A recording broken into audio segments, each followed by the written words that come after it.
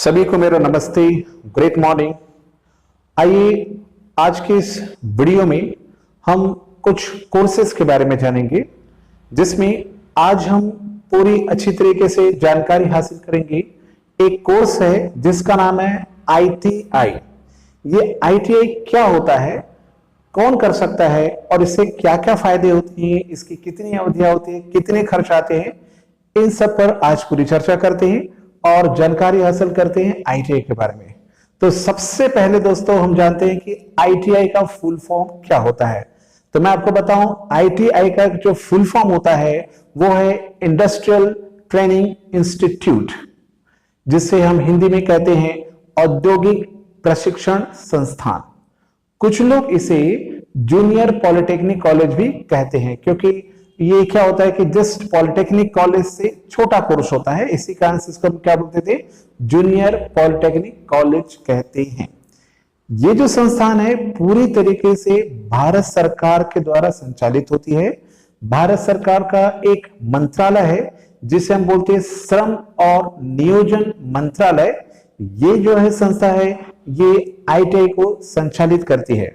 इस प्रकार की जो संस्थाएं रहती हैं उसमें क्या होता है कि कुछ विषय पे, कुछ ट्रेड पे, ब्रांच पे पढ़ाई कराते हैं। वो ऐसे ब्रांच पे पढ़ाई कराते हैं जिससे इन फ्यूचर आपको, जैसे कि बड़े बड़े इंडस्ट्री है या कारखाने, वहां पर जॉब लग सके। अर्थात ये जो कोर्स रहते हैं वो पूरा का पूरा बड़े बड़े इंडस्ट्री में होने वाले कार्य से संबंधित जो ट्रेनिंग रहते हैं वहां आपको दिया जाता है। ये जो ITI का जो कोर्स रहता है वो उसकी ड्यूरेशन जो है, अवधि है, बता दूं।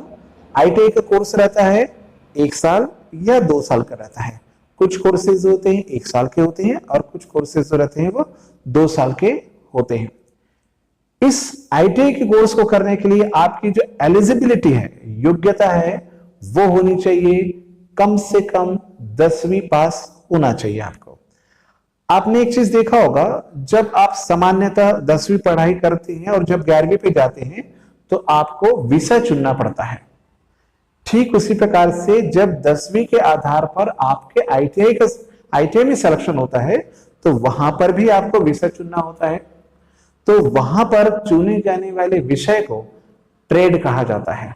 जैसे हम सामान्यतः फिजिक्स, बायोलॉजी है, मैथ्स है, आर्ट है, ऐसे विषय को चुनाव करते ना, तो वैसे ही जब आपका सिलेक्शन हो जाता है तो वहां जिस विषय का आप चुनाव करोगे तो उस विषय को वहां क्या बोलते हैं, ट्रेड कहा जाता है। ये कुछ टेक्निकल वर्ड्स होते हैं जो आपको समझने पड़ते हैं। जब आपका ITI में सिलेक्शन हो जाता है तो एक बहुत बड़ी बात आपको बता दूं, ITI एक ऐसा टेक्निकल इंस्टीट्यूट होता है जहां पर थ्योरी से ज्यादा प्रैक्टिकल नॉलेज दिया जाता है। इसके बाद इससे भी बड़े बड़े टेक्निकल इंस्टीट्यूट आपको मिलेंगे, जैसे कि मैं आपको बता दूं पॉलिटेक्निक कॉलेज है, इंजीनियरिंग कॉलेज है, IIT है, ये सब बड़े बड़े इंस्टीट्यूट है इंजीनियरिंग के। पर आपको बता दूं ITI एक ऐसा इंस्टीट्यूट होता है कि जहां पर थ्योरेटिकल नॉलेज तो दिया जाता है लेकिन बहुत कम है। सबसे ज्यादा प्रैक्टिकल नॉलेज इसी ब्रांच में, इसी स्टडी में, ITI में ही दिया जाता है।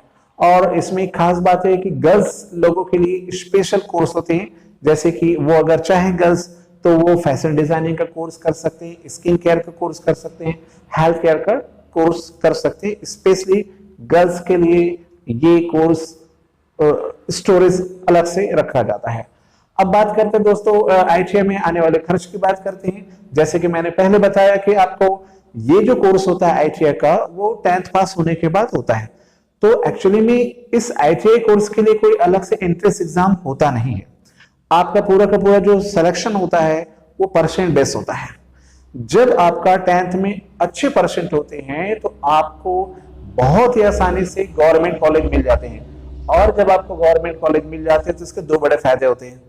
एक पहला बड़ा फायदा होता है कि आपको मनचाहा जो ट्रेड होता है वो आपको मिल जाता है, और दूसरा नहीं के बराबर खर्च आते हैं। तो ये बड़ा फायदा होता है। इसी कारण से बार बार आपके जो टीचर्स होते हैं वो बोलते हैं बोर्ड क्लास है, अच्छे से पढ़ाई कीजिए, अच्छे से पढ़ाई कीजिए, बहुत आपको बेनिफिट होने वाला है। इसी कारण से इस बात को कहते रहते हैं। तो अगर ये समझिए कि आपका परसेंट मान लीजिए अच्छा नहीं है तो फिर आपको मनचाहा ब्रांच भी चाहिए, तो फिर उसके लिए वही आपके पास एक ऑप्शन रह जाता है कि आप जो ITI के जो प्राइवेट कॉलेजेस है जो सरकारी मान्यता प्राप्त है, वहां पर आपको एडमिशन लेना पड़ेगा। तो वहां के जो खर्च होते हैं वो तकरीबन 2 साल के 25 से 30 हजार रुपए खर्च होते हैं। तो इस प्रकार से हम खर्च की बात करें तो वैसे मैं समझता हूं कि 25 से 30 हजार भी कोई बड़ी बात नहीं है। 2 साल में बहुत इजी वे में आप अफोर्ड कर सकते हैं। तो बहुत ही अच्छा कोर्स होता है ये। और आपको बता दूं, यहाँ जो कोर्स कराया जाता है वो 2 प्रकार का होता है।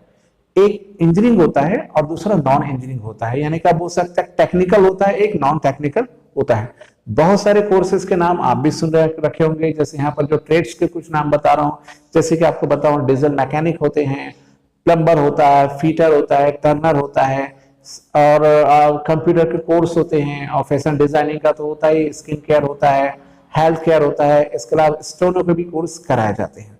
तो इस प्रकार से बहुत सारे कोर्स ITI में आप कर सकते हैं जिससे आपका भविष्य सुधर सकता है। अब बात करते हैं कि जब आपका सिलेक्शन हो जाता है तो कौन कौन से डॉक्यूमेंट्स की वहां आवश्यकता होती है। वहां पर भी आप जब जाएंगे इंस्टीट्यूट में एडमिशन लेने के लिए तो सामान्य आपको डॉक्यूमेंट्स लगते हैं। जैसे कि आपको बता दूं 8th है, 10th है, अगर आपने 12th किया हुआ है, 12th 10th बेस से जा रहे हैं तो 12th के भी मार्कशीट के जेरॉक्स कॉपी आप देनी पड़ती है।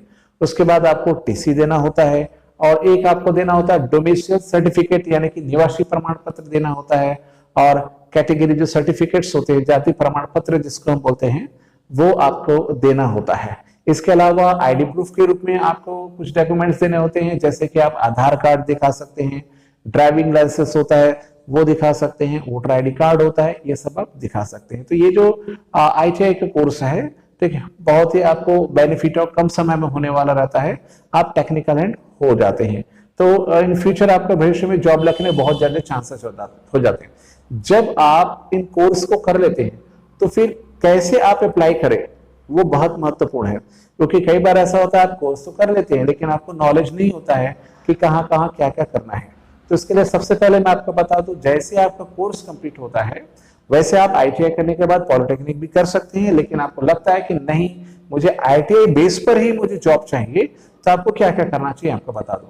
सबसे पहले तो आप एक बढ़िया सा रेज्यूम तैयार कर लीजिए, बायोडाटा तैयार कर लीजिए, और आप सबसे पहले अपने आसपास के एरिया को थोड़ा सा जज कीजिए कि कहां कहां पर इंडस्ट्रियल एरिया है, कहां कहां कारखाने हैं जहां पर आपको जॉब मिल सकता है। उस एरिया में आप अपना रेज्यूम डाल दीजिए।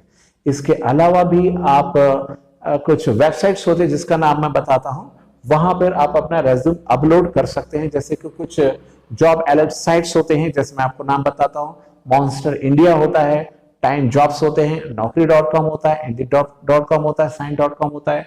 यहां पर आप अपना रेज्यूम अपलोड कर सकते हैं जिससे कि वो जो कंपनी है आपको नौकरी के लिए बुला सकते हैं। तो इस प्रकार से ITI का जो कोर्स होता है बहुत इजी वे में हो जाता है दोस्तों। तो ये थी जानकारी ITI के बारे में। और भी किसी भी क्षेत्र के बारे में आपको जानकारी चाहिए होगा तो कमेंट बॉक्स में जरूर कमेंट करें, ताकि मैं उससे संबंधित जानकारी हासिल करके उसे आप तक पहुंचा सकूं। अगर मेरा वीडियो अच्छा लगा होगा तो प्लीज इसे अधिक से अधिक लोगों तक शेयर कीजिए, ताकि उन बच्चों को जिनको इसके बारे में जानकारी नहीं होती है उसे जानकारी हो सके। अगर अच्छा लगा तो मेरे चैनल को सब्सक्राइब कीजिए, ताकि इस प्रकार की जानकारी मैं आपको देता रहूं। Thank you.